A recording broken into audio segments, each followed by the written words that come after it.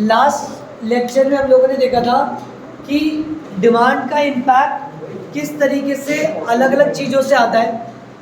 जैसे कि अगर प्राइस में चेंज होता है तो डिमांड चेंज होती है, अगर प्राइस घटेगी तो डिमांड बढ़ेगी, और अगर प्राइस बढ़ेगी तो डिमांड घटेगी। इसकी वजह से नया डिमांड कर्व नहीं बना रहे थे हम, और सेम डिमांड कर्व पे ऊपर नीचे जा रहे थे, जिसको बोल रहे थे एक्सटेंशन और कॉन्ट्रैक्शन।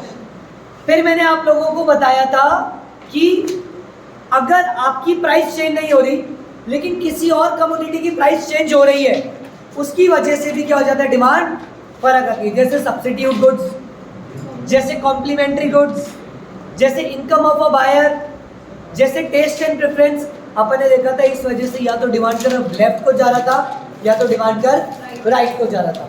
अगर डिमांड कर्व राइट को जाता था तो उसको बोलते थे इंक्रीज इन डिमांड, और लेफ्ट को जाता था तो क्या बोलते थे, डिक्रीज इन डिमांड।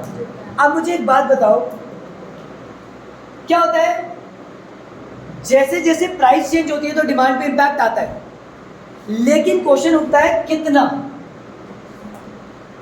अगर आपने प्राइस चेंज करी तो उससे आपकी कितनी डिमांड चेंज हो रही है, इस चीज को बोला जाता है इलास्टिसिटी ऑफ डिमांड। क्या बोलते हैं, इलास्टिसिटी ऑफ डिमांड। मतलब प्राइस के चेंज होने से डिमांड चेंज होती है, पर कितनी। प्राइस को ज़्यादा चेंज किया, डिमांड थोड़ी सी चेंज हुई, इलास्टिसिटी कम है। प्राइस को थोड़ा सा चेंज किया, डिमांड ज़्यादा चेंज हुई, इलास्टिसिटी ज़्यादा है।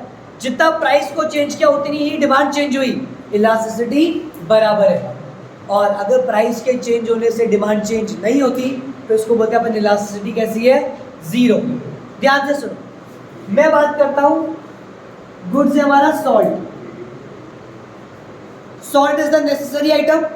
यस, मैं इतना सा पूछता हूं, अगर नमक की प्राइस कम हो जाएगी तो क्या नमक की डिमांड बढ़ जाएगी क्या। अगर नमक की प्राइस कम हो गई तो क्या नमक की डिमांड बढ़ जाएगी। ले बेटा एग्जाम देने आ जा रहा है, ले दही नमक खा के जा, ऐसा। या फिर पराठे में नमक ज्यादा है, बोले क्यों बेटा, वो प्राइस कम है ना तो डिमांड ज्यादा का।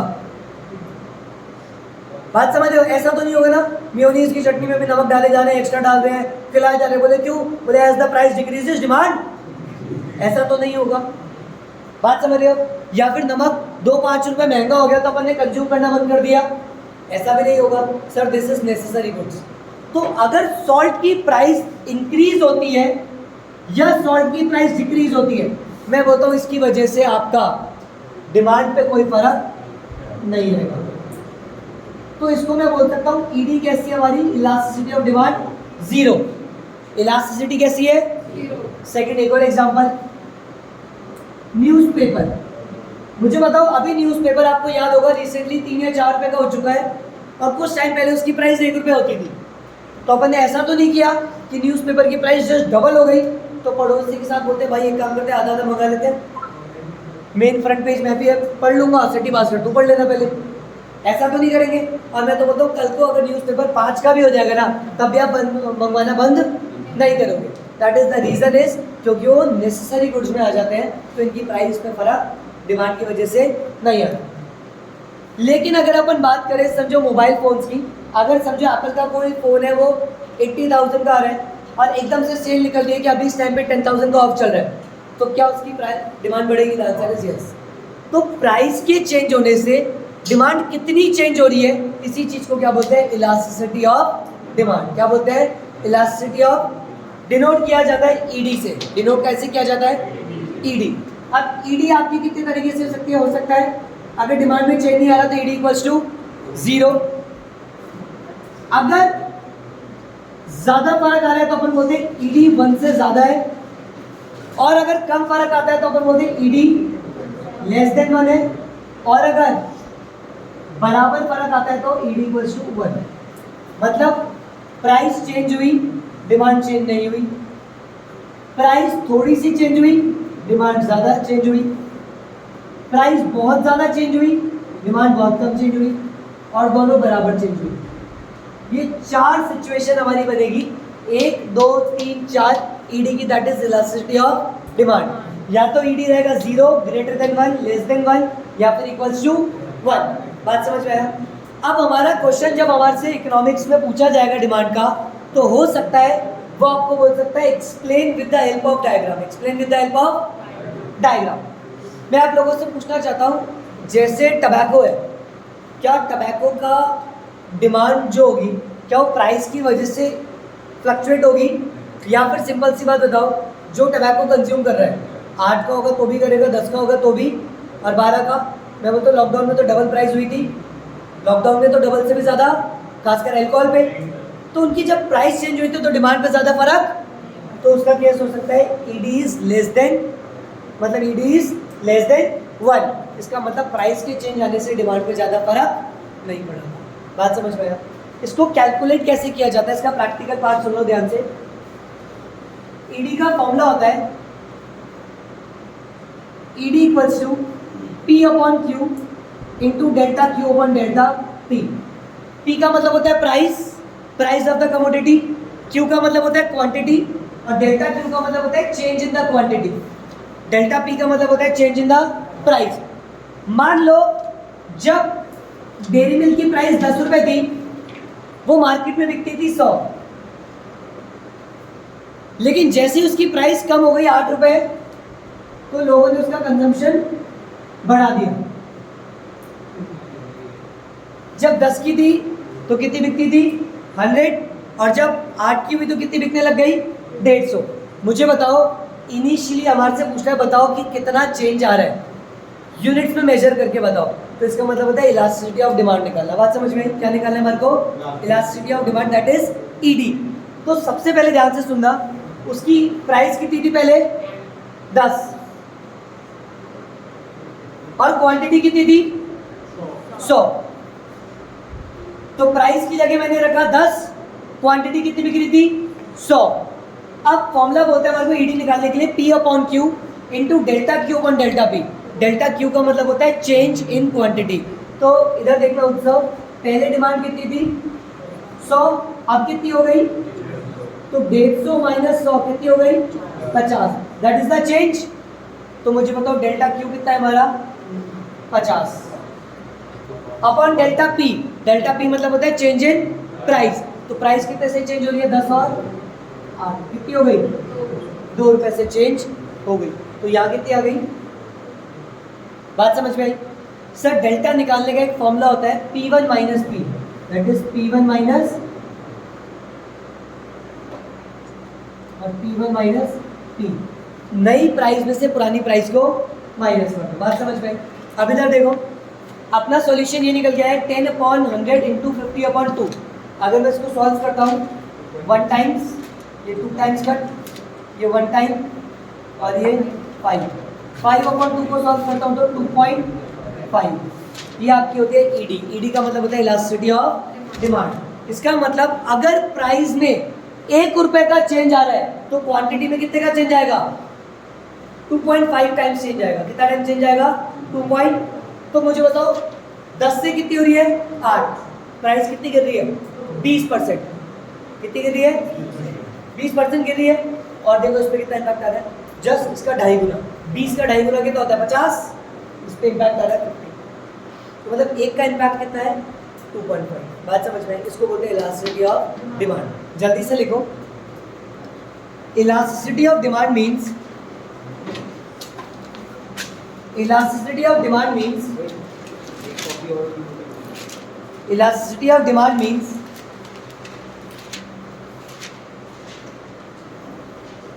elasticity of demand means change in quantity demand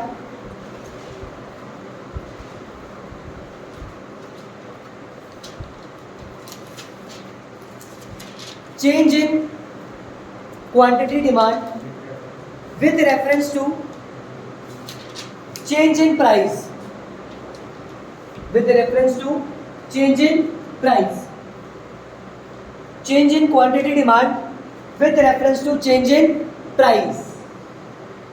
मतलब प्राइस के चेंज होने से डिमांड में कितना फर्क आ रहा है, इस चीज को क्या बोला जाएगा हमारा। अच्छा मुझे एक बार अभी बताओ, इस गर्मी के अंदर अगर AC की प्राइस एकदम से कम हो जाए तो क्या डिमांड बढ़ेगी नहीं बढ़ेगी? The answer is very simple, demand बढ़ेगी। अगर प्राइस कम होती है तो डिमांड उसकी इंक्रीज होगी। तो ये पूछा जा रहा है कि प्राइस कितनी कम हो रही है, उस वजह से डिमांड कितनी चेंज हो रही है, उसी चीज को क्या बोला जाता है हमारा ईडी। ईडी का मतलब हो जाता है इलास्टिसिटी ऑफ डिमांड। बात समझ में आया? तो that is change in quantity demand with reference to change in price. Clear है? लिखो formula for elasticity of demand is, formula for elasticity of demand is P upon Q, P upon Q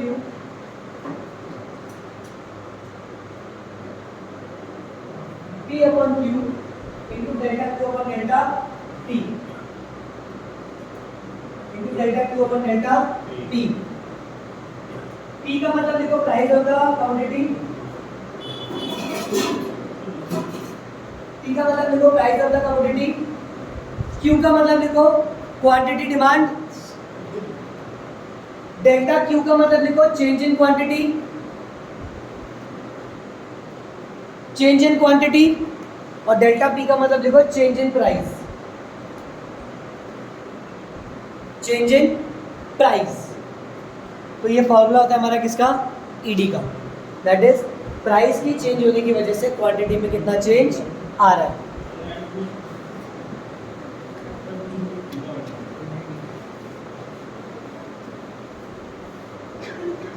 इधर देखो, समझो किसी goods की price जो थी वो थी पहले 100, तो वो बिकता कितना था?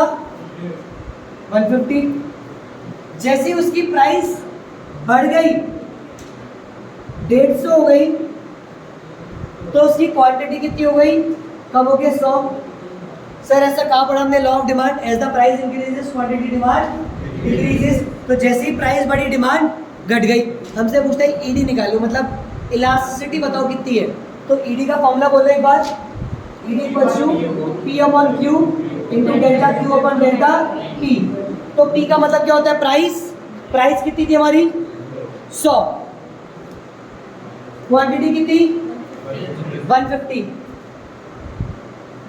डेल्टा क्यू, डेल्टा क्यू का मतलब होता है चेंज इन क्वांटिटी। तो मुझे बताओ क्वांटिटी में चेंज कितना आ रहा है? 150 और 100 में से चेंज कितना? 50 का। और इधर भी चेंज करें तो कितना आ रहा है? 50। तो कैलकुलेटर पे अगर अपन करके देखें, दैट इज ये आपका होगा 2/3, दैट इज 0.667। ये हमारी क्या हो गई? ईडी। ये हमारी क्या हो गई? ईडी। ईडी का मतलब क्या हो गया? Elasticity of demand. बोलो क्लियर था? पक्का? चलो जल्दी से एक एग्जांपल आप लोग लिखो। Example number 1, price of the goods is, when the price of a good is 10 rupees, its demand is 500. When the price of a good is 10, its demand is 500. When the price increases, when the price increases to 15 rupees, when the price increases to 15 rupees, to 15 rupees, 10 से आपकी कितनी हो गई? 15 हो गई। Quantity demand reduce to 400, quantity demand reduce to 400, quantity demand reduce to 400। जैसी आपकी price कितनी हो गई? 10 से 15, तो आपकी क्वांटिटी 500 से कितनी हो गई? 400। Calculate ED. अपन को क्या ढूंढना है? ईडी फाइंड आउट करना है। जल्दी से फॉर्मूला पुट करो।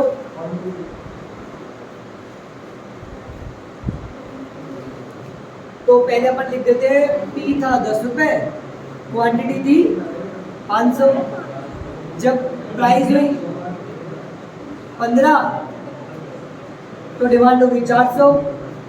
फॉर्मूला लगाया P upon Q into delta Q upon delta.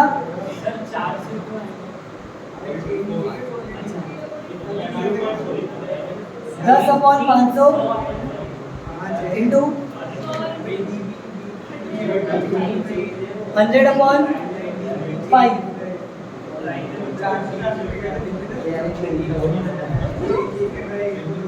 तो 2/5 आ रहा है, दैट इज 0.4, आंसर इज 0.4। अब एक छोटी सी चीज सीखो जहां से आपके क्वेश्चन बिल्कुल भी गलत नहीं होंगे और आपके पूरे मार्क्स हो जाएंगे। ध्यान से देखो यार, दो चीज से चेंज बता सकता है, या तो आपको बोलेगा प्राइस चेंज 250, 10 से 15 हो गई, 10 से कितनी हो गई, तो इसको वर्ड यूज करेगा फ्रॉम 10 to 15। 10 थी पहले, अब कितनी हो गई 15, तो चेंज कितने का 5 का। या फिर दूसरा आपको बोल सकता है चेंज बाय 15, 15 से और चेंज हो गई, तो पहले कितनी थी 10 और कितना चेंज हुआ 15, तो अब कितनी हो जाएगी 25। तो वर्ड ध्यान रखना, इंग्लिश का सिंपल सा, एक यूज करता है टू और एक वर्ड यूज करेगा बाय। बाय का मतलब होता है से, कितने से चेंज हुई। जैसे मैंने बोला पहले आपकी प्राइस थी 10, तो क्वांटिटी थी कितनी 500, जैसी प्राइस 15 हुई तो क्वांटिटी 50 से कम हो गई, तो यहाँ पे कितना आ जाएगा वही 450, या 100 से कम हो गई तो आएगा तो वही 400। लेकिन वर्ड ध्यान से सुनना, कौन सा यूज हुआ था बाय। ठीक, जल्दी इसका आ गया 0.4। देखो एग्जांपल नंबर 2, एग्जांपल नंबर 2 देखो,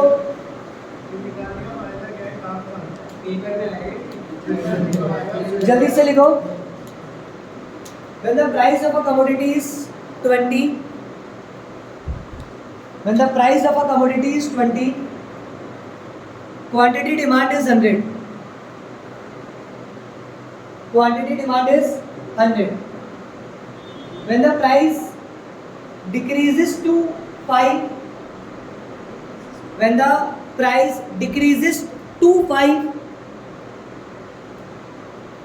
the quantity demand increased by 200, increased by 200, the quantity demand increased by 200। मैं क्वेश्चन पढ़ देता हूँ। when the price was 20, the quantity demand was 100, when the price decreases to 5, the quantity demand increases by 200।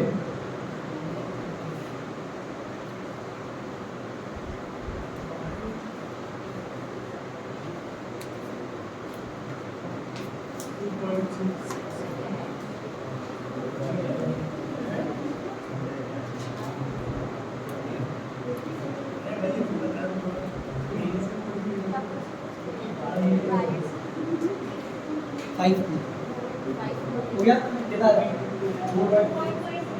2.66। इधर देखो formula लगाया अपन ने P/Q into delta Q अपन delta P। Price कितनी थी हमारी 10, 20, क्वांटिटी थी 100, और फिर हमसे क्या पूछा, तो पहले प्राइस थी हमारी 20, क्वांटिटी थी हमारी 100, फिर प्राइस कितनी हो गई थी बाद में डिक्रीज टू 5, मतलब हो गई थी 5, और क्वांटिटी इंक्रीज हो गई थी तो 300 हो गई। अरे बाय 200 था, 200 से बढ़ी है, तो पहले 100 थी, 200 से और बढ़ के कितनी हो गई 300। Quantity increase by 200, that is कितनी हो गई, नहीं इधर देखो। हाँ, अगर बाय वाला आ रहा है ना तो सीधा डेल्टा है, बहुत बढ़िया चीज। अगर बाय दे रखा है इसका मतलब आपको सीधा डेल्टा ही गिवन है, बिल्कुल सही बोल रहे हो। तो यहाँ पे कितनी हो गई 300, तो डेल्टा क्यू मैंने बोला था बाय 200, तो सीधा आ जाएगा आपका 200, और प्राइस में चेंज कितना था 5, 15 सॉरी।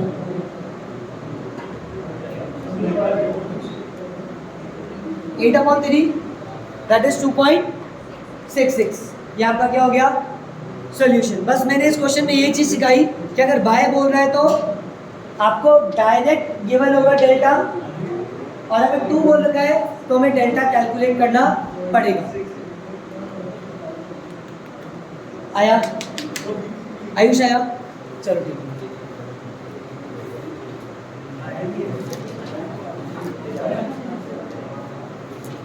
ध्यान से देखना, लिखो example number 3। Example number 3, elasticity of demand is 2. Elasticity of demand is 2. When price of a commodity was 5, when the price of a commodity was 5, customer purchased some quantity. Customer purchased some quantity. Customer purchased some quantity. वो कुछ quantity bye करता था. जब ED कितनी थी 2 और price कितनी थी 5. When the price was 5, customer कुछ क्वांटिटी बाय करता था. When price decreases to 2, when the price decreases to 2, जैसी प्राइस कितनी हो गई 2 रुपये हो गई, क्वांटिटी डिमांड इंक्रीज्ड बाय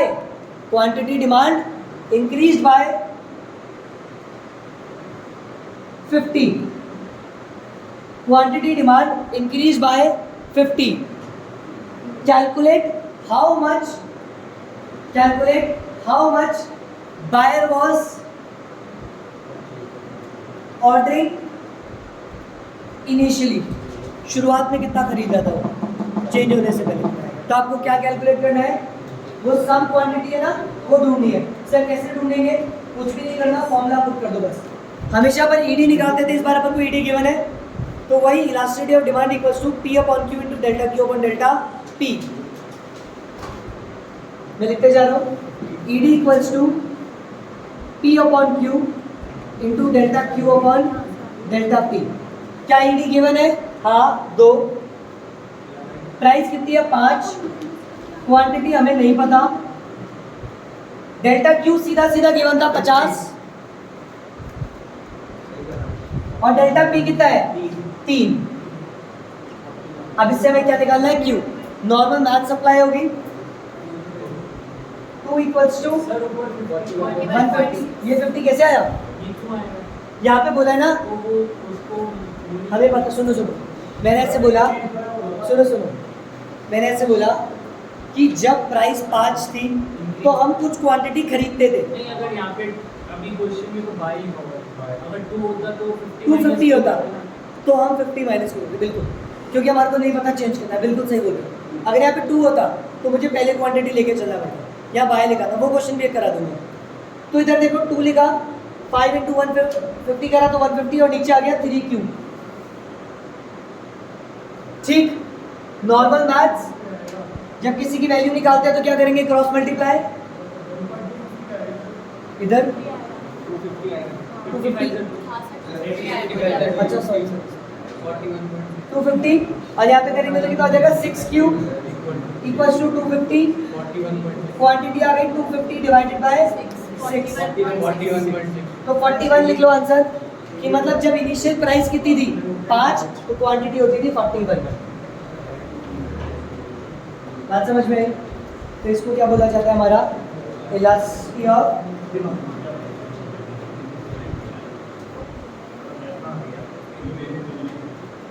लिख दिया. आगे वाले क्वेश्चन टाइप के एक और क्वेश्चन प्रैक्टिस कर लो, फिर अपन को पूरा आ जाएगा. लिखो, जल्दी से लिखो. व्हेन इलास्टिसिटी ऑफ डिमांड मतलब ईडी, शॉर्ट फॉर्म में लिखना. ED was 1. ईडी कितनी थी 1. क्या बेटा, एक कोई फर्क नहीं पड़ेगा, आप एक्स करके कर लो ना. इसमें हाँ, अगर वो होता 2 होता तो एक्स प्लस भी कर सकते थे, है ना. जल्दी से लिखो. When ED was 1, when ED was 1, customer buy 150 quantity, customer buy 150 quantity at certain price, at certain price, at certain price. When price increase by 2 rupees, when price increase by 2 rupees, quantity demand अच्छा बस इतना सा बता दो law के हिसाब से, price बढ़ेगी तो डिमांड तो 150 से तो कम हो जाएगी, quantity become 100, quantity become 100। Calculate the initial price, calculate the initial price.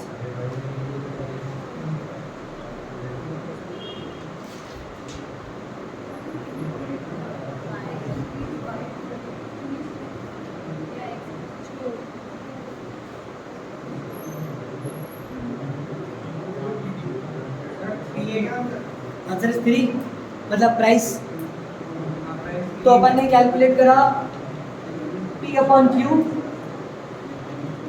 Into delta Q upon delta P equals to 1 दे रखा था, इनिशियल प्राइस नहीं पता, क्वांटिटी कितनी थी 150 इंटू क्वांटिटी में चेंज कितना आया 50, और प्राइस कितने से चेंज हो रही है 3 रुपए से 2, तो 1 हो जाएगा।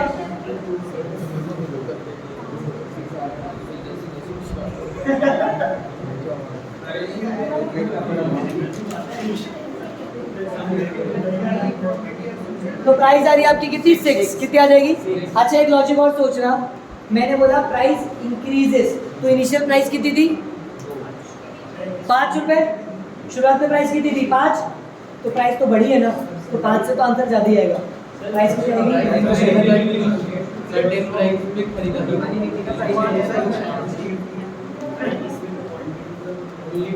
ये तो सही है। हाँ सही है ना, दैट इज हमारी प्राइस। वापस बताऊं,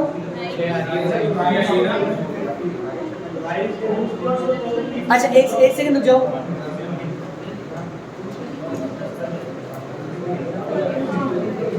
एक बार इधर देखो,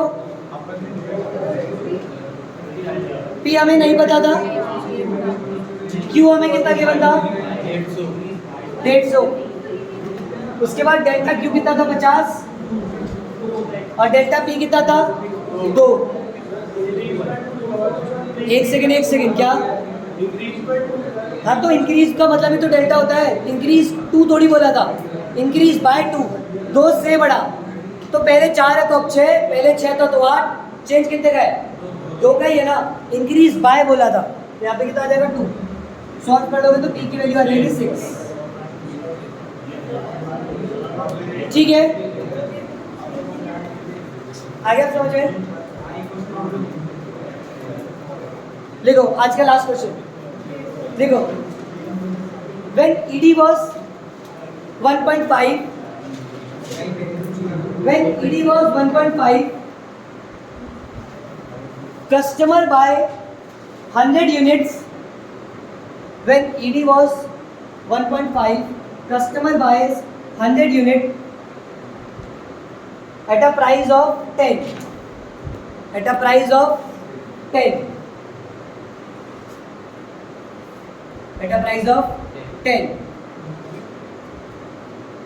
When price decreases to 5,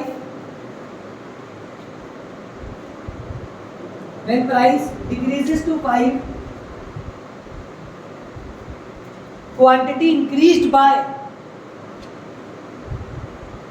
200, quantity increased by 200। सब कुछ निकाले क्या सब कुछ दे दिया सर। अच्छा एक काम करो, ED 1.5 दे रखा था, ED कट कर दो, क्या करना है ED 1.5 दे रखा था उसको कट कर दो, हो रहा है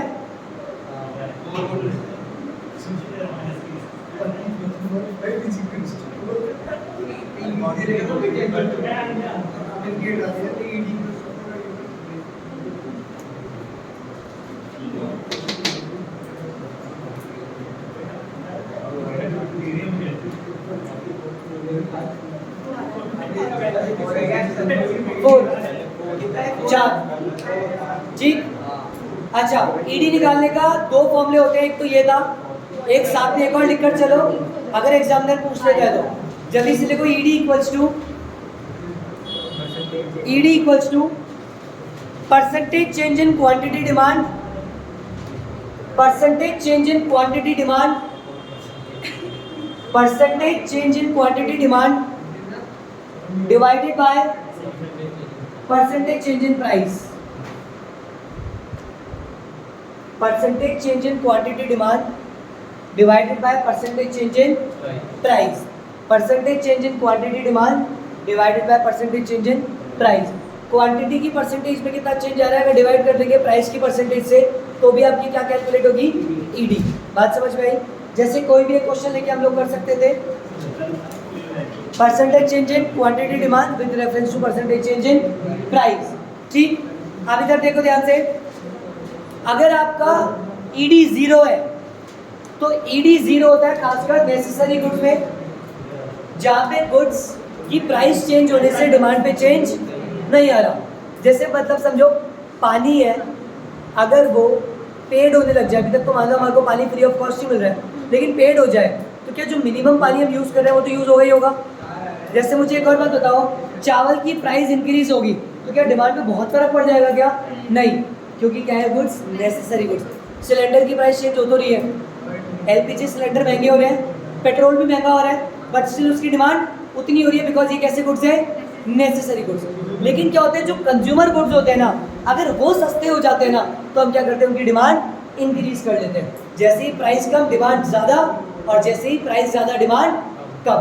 बात समझ में? ये टॉपिक होता है हमारा कौन सा, ED, that is elasticity of demand. तो पिछली क्लास और इस क्लास को मिला के हमारी ये यूनिट कंप्लीट होती है, जहाँ पे हमने सीखा डिमांड वाली चीज़। पिछली क्लास में हमने सीखा थ्योरेटिकल और इस क्लास में हमने सीखा प्रैक्टिकल।